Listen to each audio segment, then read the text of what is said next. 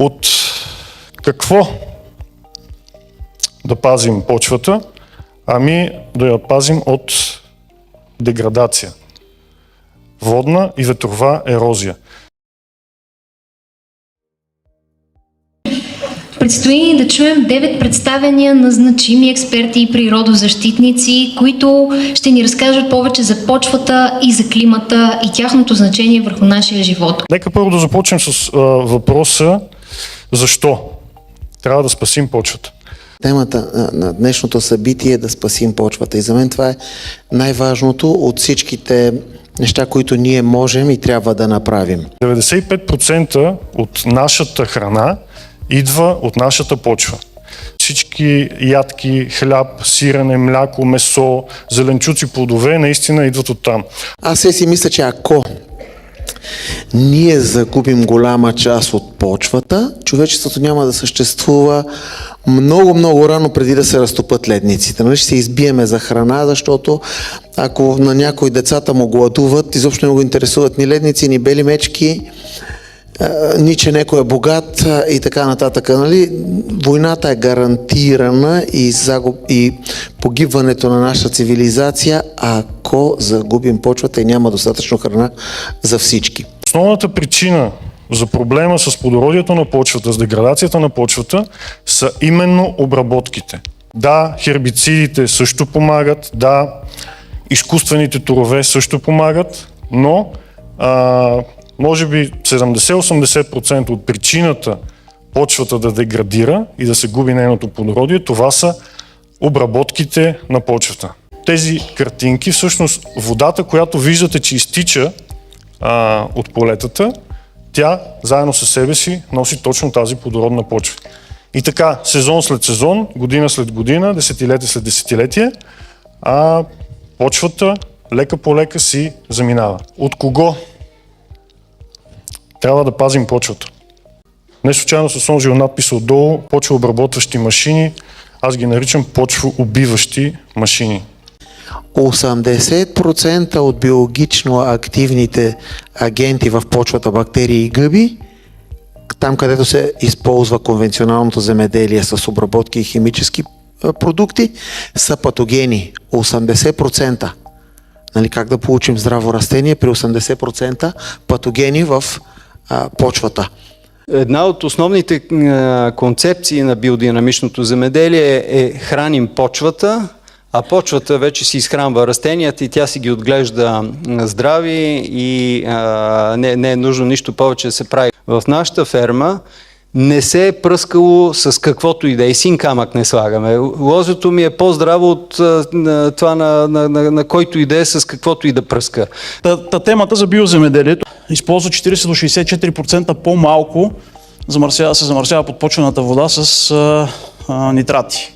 Каква е причината? При биоземеделието е забранено използването на химически торове. Тоест единственото, което е позволено, торене с компост, оборски тор и всякакви други почвени подобрители на естествена основа. За мен лично биологичното земеделие, може да е осъзната, може да не е осъзната тая цел, е целта да съхраним почвата. Това, че растенията са по-малко отровни от другите, е бонуса. Но първо ние съхраняваме почвата. И ако видите, тук нещо имаше за никотиноиди и там разни химически вещества, това са вещества, които нанасят огромни щети на почвата и плодородието и тогава ги забраняват. Обществото от земеделците, вие тук не знам колко коментирате с земеделци, но сърдат се като забранят някой продукт, защото с него му е по-лесно, но това по-лесно те го плащат много скъпо с критично ниски добиви и фалити. Аз съм съгласен с другите лектори, че земеделската земя е може би най-голямото богатство в България. Износът на земеделски продукти в Холандия, ако ги сметнеш на всеки един декар земеделска земя, която имаме в Холандия, изнасяме, значи вече сме махнали това, което ползваме ние за нашите потреби, за 3400 евро на всеки един декар земеделска земя. Това е износ. Александър, колко е тук на декар в България? 200 евро имаме ли? Не повече.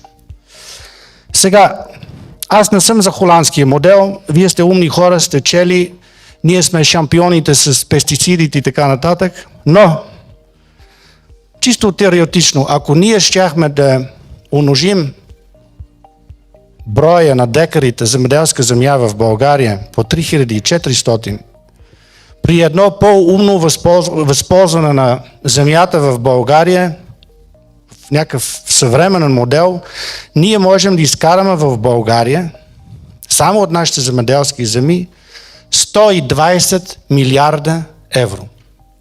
Това е 2 пъти вътрешния брутен продукт на цяла България. Само от земеделието.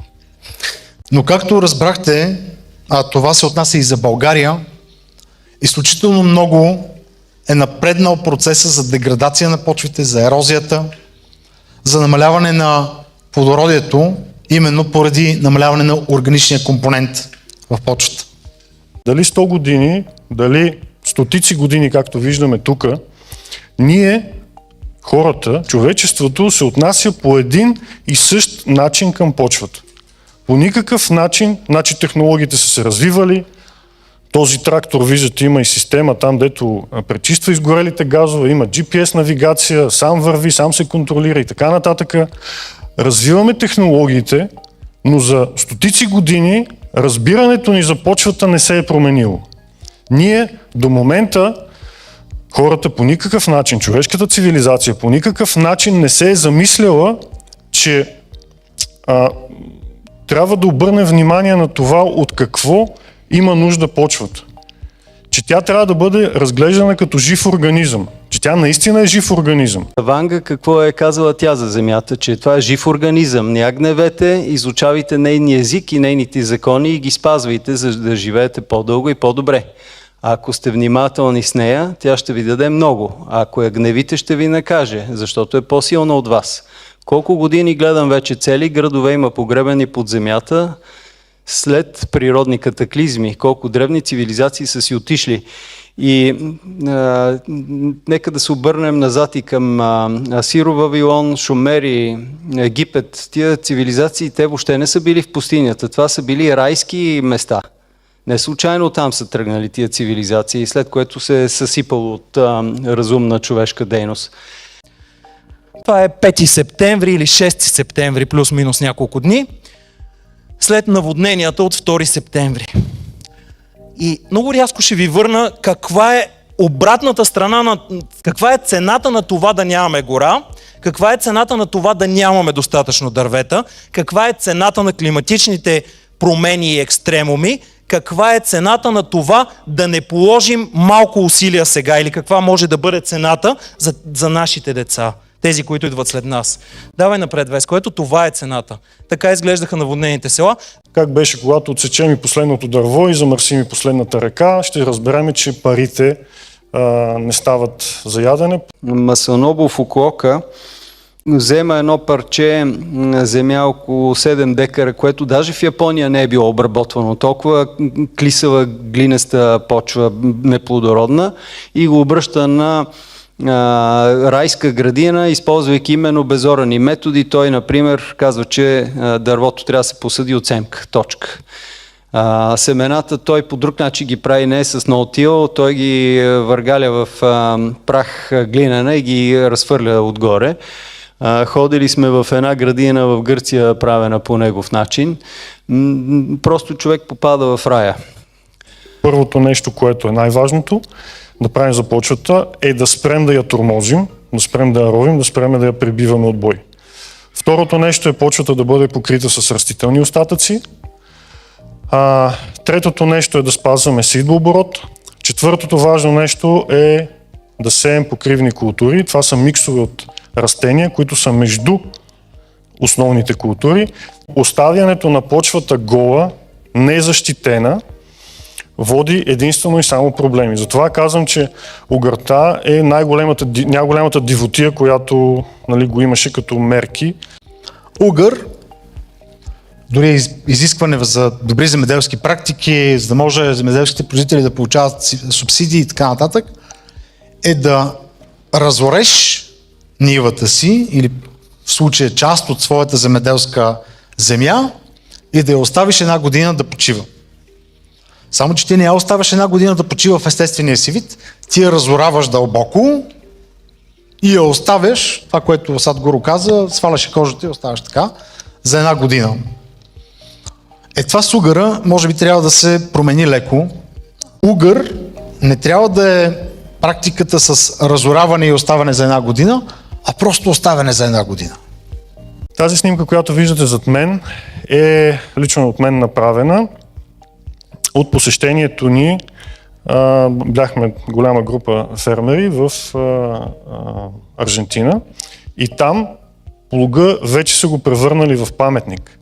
Там младите момчета на по 18-20 години, новите поколения земеделци, въобще не знаят, че има такива операции на полето.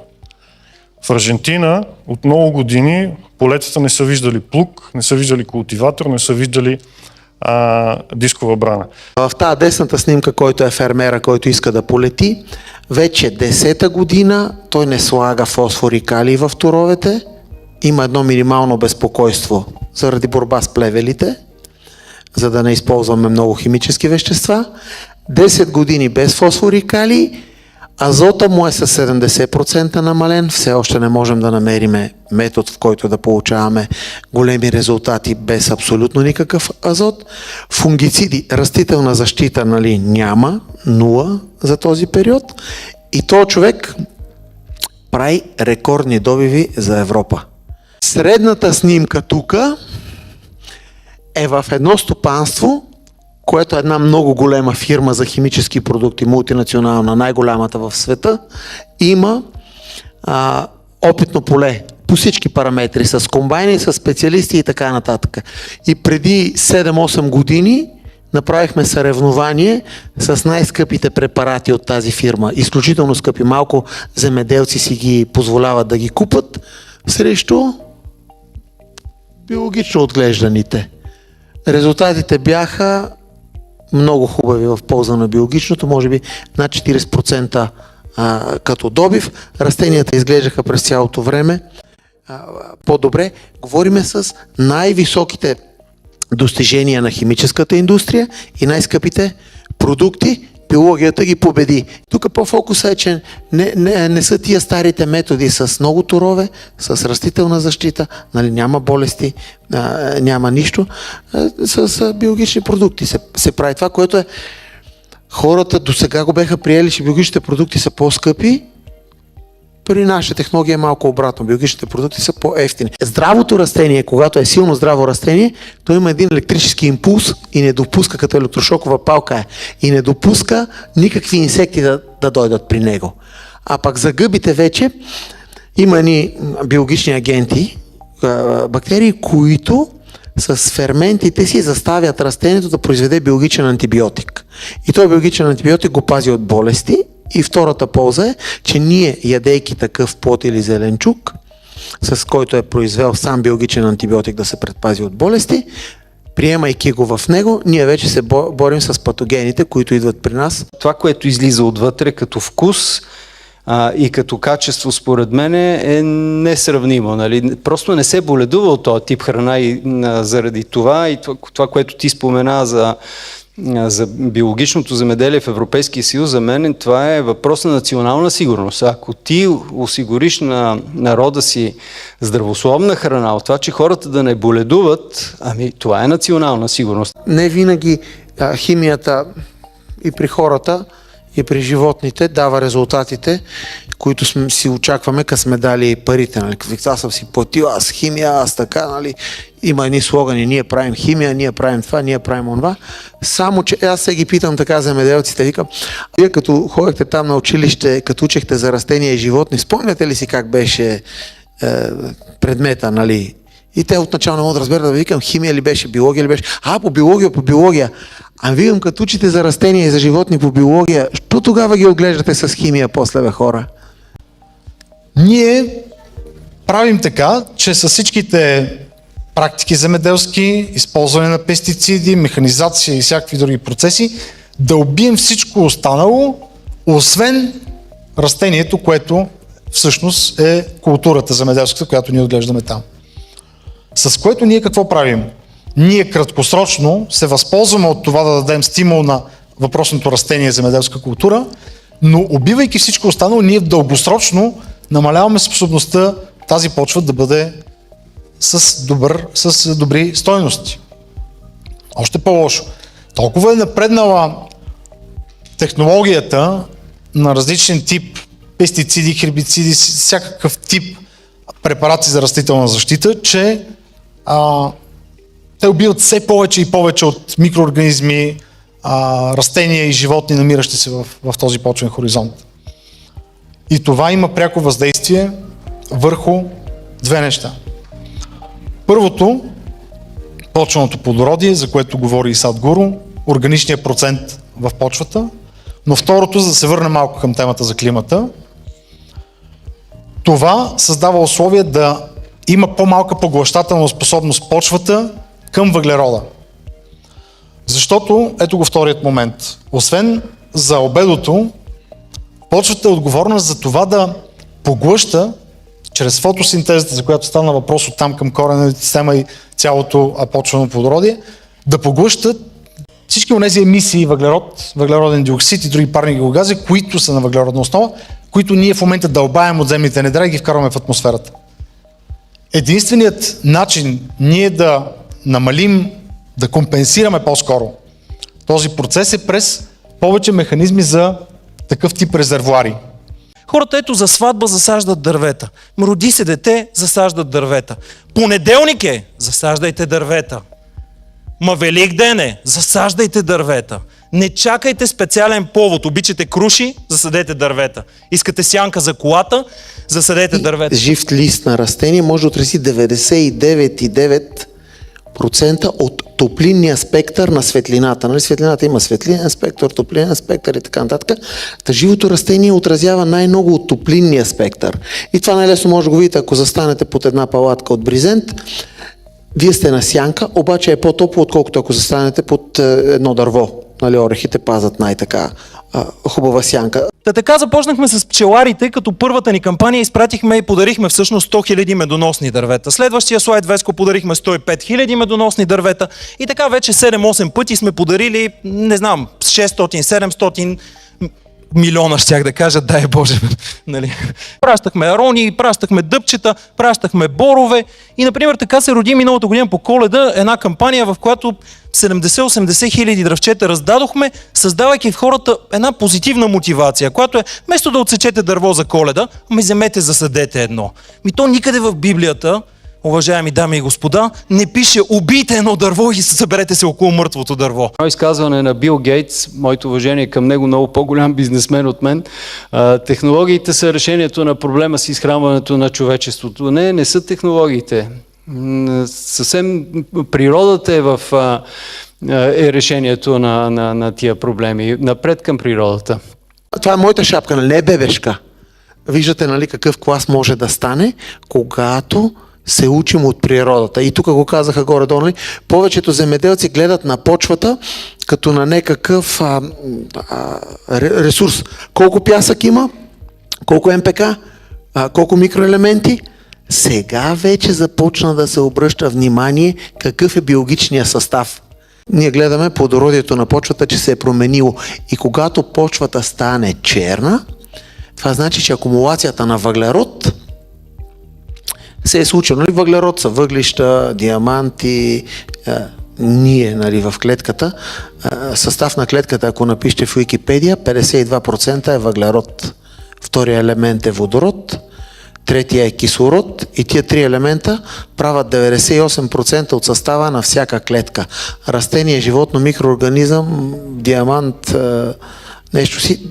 Това са трите елемента. 1,7 е азот като състав в клетката и фермерите харчат много пари за азот. Може би сега при скъпите торове основно стана азот, нали, като това, което инвестират, демек те харчат 100% от парите за 1,7% от нуждите. Нали, математиката няма да излезе накрая. Тук наприхме един патладжан, блак, сладни. Ягоди. Район Стражица, студ, не много плодородни почви. 100% биологично производство. Тук е с 100% биологични продукти и торова и растителна защита. Така изглеждат. Вижте колко род има в тея ягоди, като това е вече трета година, когато се смята, че плодородието отива надолу. И този човек с биологични продукти 2600 кг беше средния добив на ягоди, комшиите с биологични на втора година, когато са най-силни, 400 кг. 2600. Повече от 6 пъти разлика. Нея пак правят биологично производство, ама с химични продукти с намален състав. Нали, обикновено продуктите за биологично производство някъде повечето са намалено химично съдържание. Нали, а тук сме 100% биологични продукти. Лозе.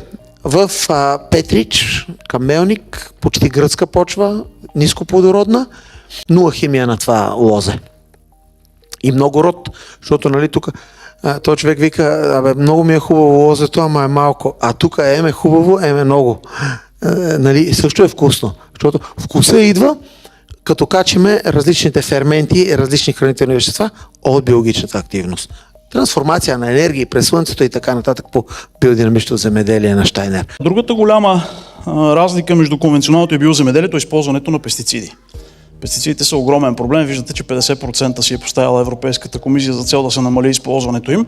При биоземеделието е забранено използването на всякакви химически пестициди. Има няколко малки изключения, като например боролезовия разтвор, който все още е разрешен, но и на него се търсят заместители. Така че всички тези пестициди, които са огромен брой, в България поне се използват около 300-400 активни субстанции, при биоземеделието са забранени.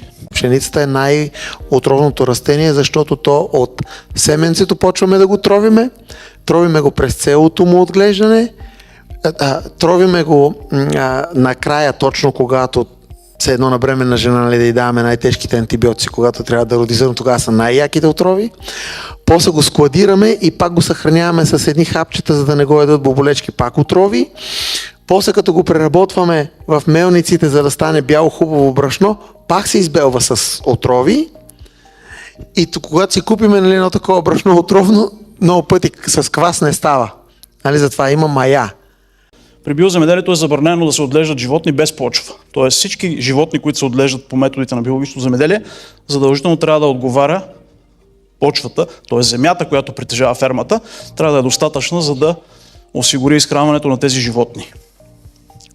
За разлика от останалите, примерно, мегакомплекси, в които се отглеждат, знаете, свине и кокошки особено, където се отглеждат хиляди животни, без, може да няма нито 1 декар земя.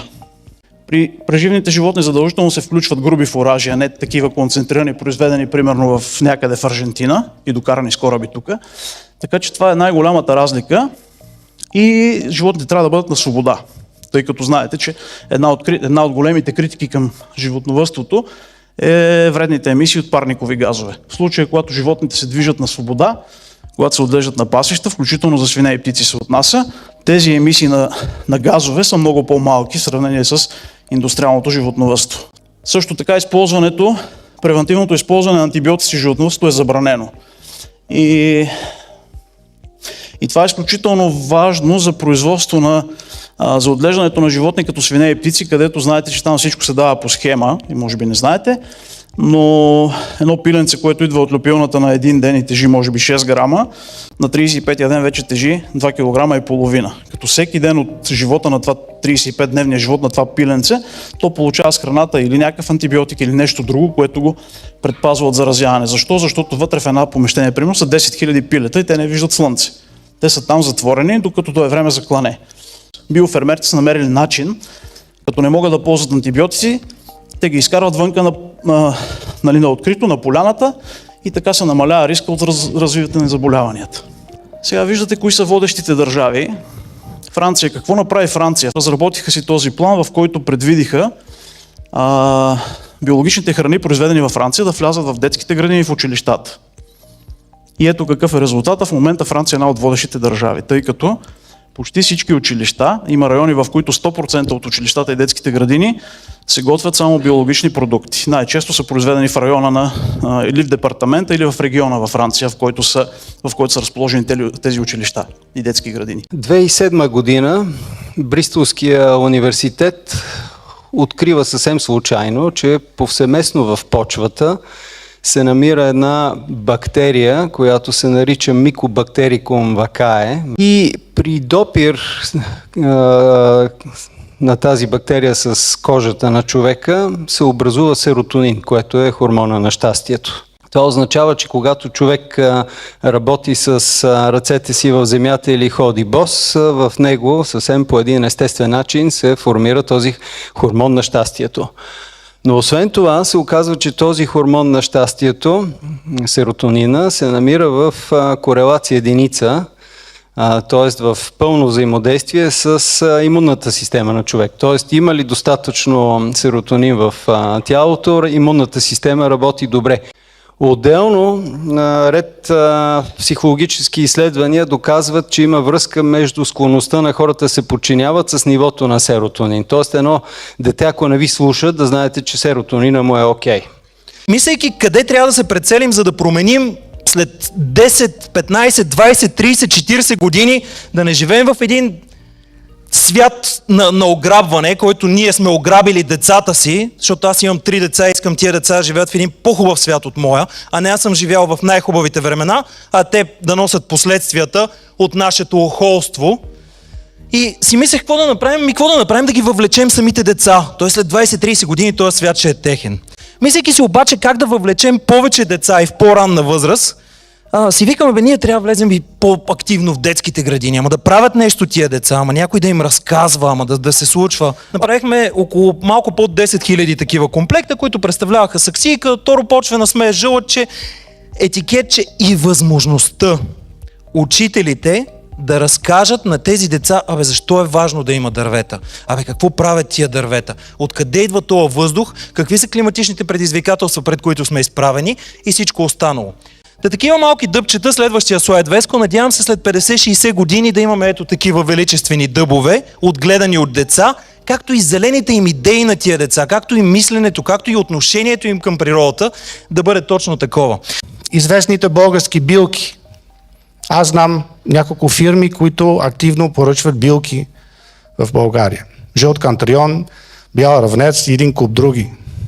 Нашата идея за продажба на тези билки, да ги оскороним с цели, шепи или там с цели чували и товарим в един камион, като бали, ги изпращаме във Франция или в Австрия, където едни по-умни от нас, очевидно, извличат от тези супер скъпи билки, маслата, олията и лекарствата, които после ги продават за 1000 евро бутилка.